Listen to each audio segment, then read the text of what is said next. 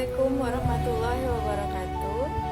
Saya Chandrawati Wijaya, seorang ibu rumah tangga dari Ciamis. Bismillahirrahmanirrahim.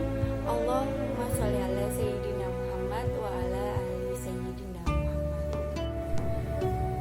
Dalam video ini, insya Allah saya akan menjawab pertanyaan mengenai mengapa perempuan perlu berfilsafat.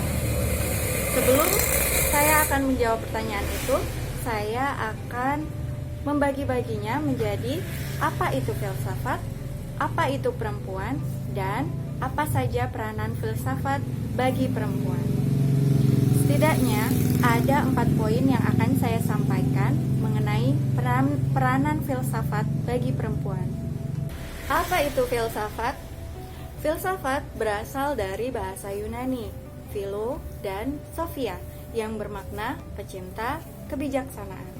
Adalah kajian masalah mendasar dan umum tentang persoalan seperti eksistensi, pengetahuan, nilai, akar pikiran, dan bahasa.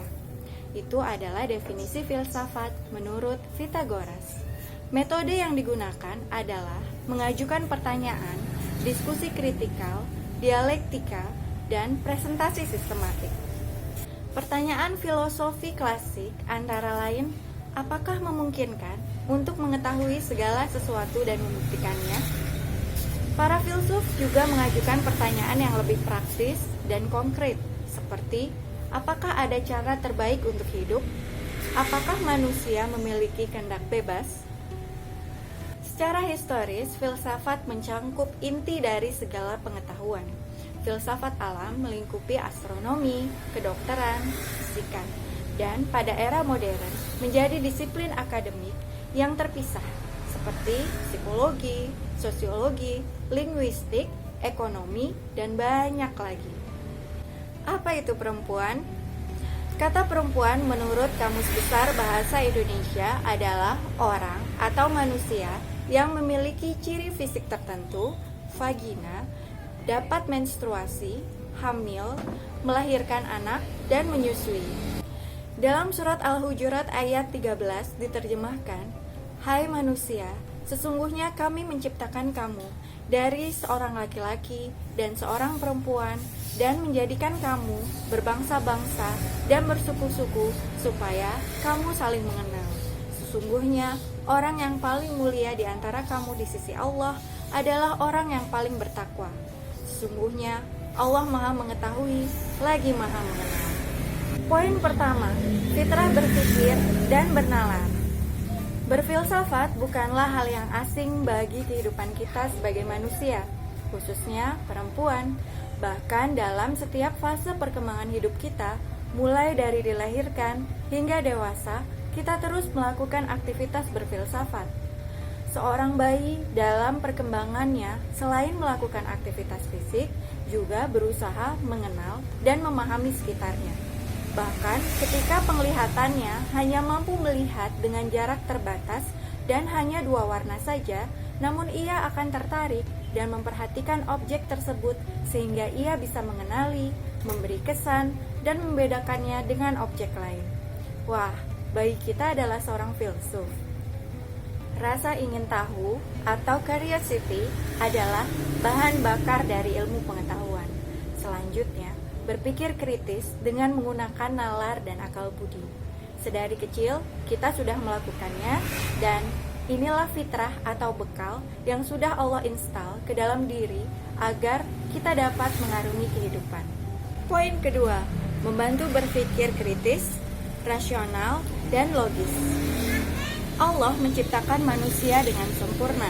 Salah satu dari pemberian Allah yang menyebabkan manusia masuk dalam kategori sempurna ialah pemberian akal.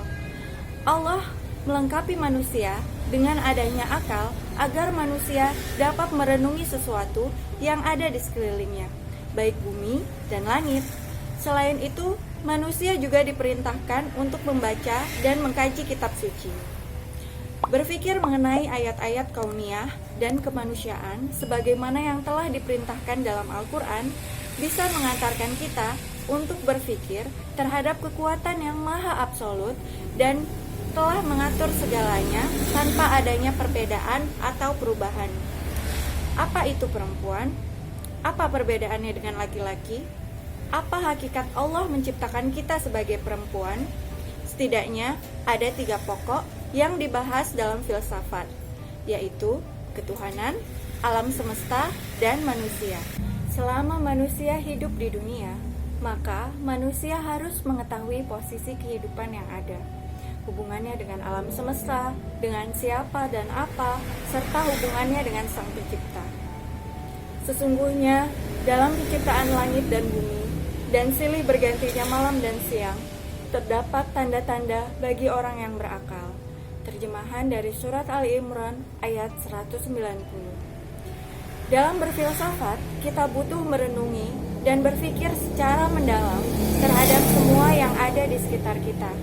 Tidak bisa dipungkiri bahwa penelitian dan pemikiran yang muncul dari diri sendiri akan lebih meyakinkan daripada hanya mengikuti perkataan yang ada atau mengikuti orang lain. Dalam berfilsafat, kita butuh merenungi dan berpikir secara mendalam terhadap semua yang ada di sekitar kita. Tidak bisa dipungkiri bahwa penelitian dan pemikiran yang muncul dari diri sendiri akan lebih meyakinkan daripada hanya mengikuti perkataan yang ada atau mengikuti orang lain.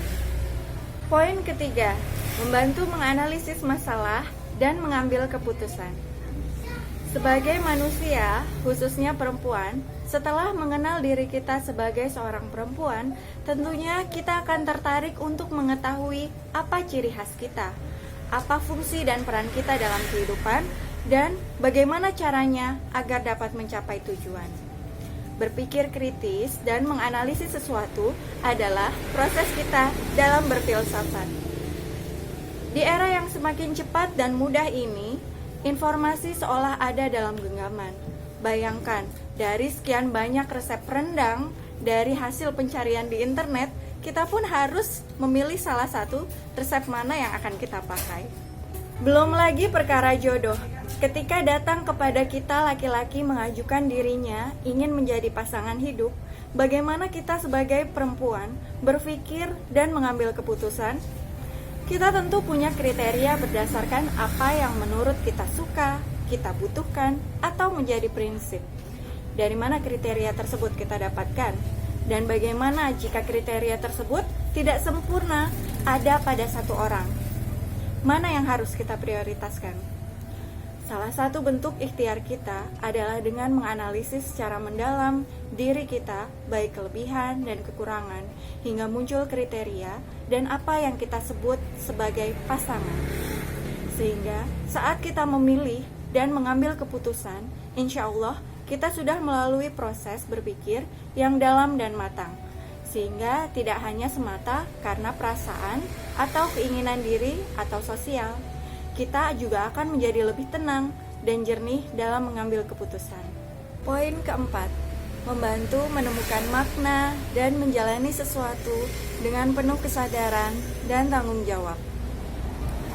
Bicara tentang perasaan atau emosi, seperti yang sudah disebutkan sebelumnya saat memilih jodoh, perempuan memang memiliki kecenderungan terhadap perasaan. Hal ini adalah salah satu ciri khas atau modal yang Allah berikan kepada kita terkait dengan tujuan atau peran mengapa kita diciptakan. Emosi atau perasaan adalah bagian dari akal pikiran kita juga loh. Ia menjadi pelengkap motif atau dorongan ketika kita memutuskan atau melakukan sesuatu. Ia juga dapat menjadi salah satu sebab mengapa kita begitu tekun belajar sesuatu, mengerjakan sesuatu, atau bahkan mencintai.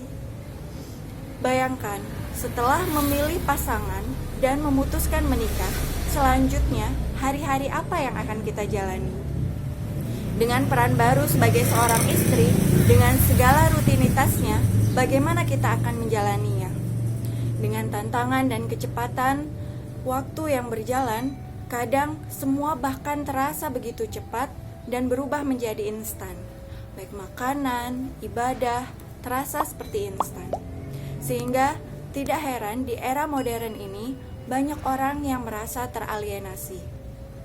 Pagi berangkat kerja, pulang malam, membeli beberapa kebutuhan, lalu bulan depan gajian lagi, dan seterusnya. Di tengah kecepatan zaman ini, apa yang perlu kita lakukan? Merefleksikan diri, berfilsafat, itu seperti menerobos rutinitas. Kita mendalami makna yang mungkin sudah terkikis oleh kesempitan cara pandang kita. Tergerus karena dangkalnya pemikiran kita. Kita berusaha mencari makna untuk apa kita menikah, untuk apa kita hidup, dan sebagainya. Yang sebenarnya makna tersebut itu tidak hilang, tapi kita yang buta karena kebiasaan, kenyamanan, dan hal lain yang membuat kita tidak mau berubah. Filsafat bagaikan kacamata yang berlensa positif bagi kita penderita rabun dekat untuk melihat makna yang terdapat dalam segala sesuatu dan yang melekat serta dekat dengan kita, tapi kita tidak bisa melihatnya. Belum lagi saat peran kita bertambah menjadi seorang ibu. Demikianlah 4 peran filsafat dalam kehidupan saya sebagai perempuan. Diawali dengan adanya anugerah Allah, dengan diberikannya akal, kita menjalankan fitrah berpikir dan bernalar. Kemudian kita latih agar dapat berpikir secara sistematis, logis, dan rasional atau berkesesuaian dengan alam, bahkan suprarasional. Yang memang aktivitas ini diperintahkan oleh Allah Subhanahu wa Ta'ala. 13 kali setidaknya dalam Al-Quran lewat ayat yang berbunyi afala ta'qilun atau afala tatafakkarun, dan masih banyak lagi. Sebagai modal yang Allah beri dan kita manfaatkan dengan baik ini, semoga dapat menjadi ikhtiar kita dalam melihat permasalahan, mengambil keputusan, dan menyikapinya, serta mengantarkan kita kepada kehidupan yang bermakna, yang memiliki nilai dan tujuan. Semoga kita tidak hanya menjadi konsumen dari produk-produk intelektual atau teknologi orang lain. Afala yatadabbarul Qur'an am ala qulubin aqfaluha. Apakah kalian tidak memikirkan atau merenungkan isi Al-Qur'an, atau hati mereka terkunci? Quran Surat Muhammad ayat 24. Semoga kita menjadi umat yang berpikir kritis, produktif, terbuka, menggunakan anugerah akal untuk berpikir dan memikirkan ciptaan Allah, merefleksikan, mengeksplor, dan mengelolanya bagi kesejahteraan umat. Akhirul kalam, subhanaka Allahumma wa bihamdika, asyhadu alla ilaha illa anta, astaghfiruka wa atubu ilaik. Wassalamualaikum warahmatullahi wabarakatuh.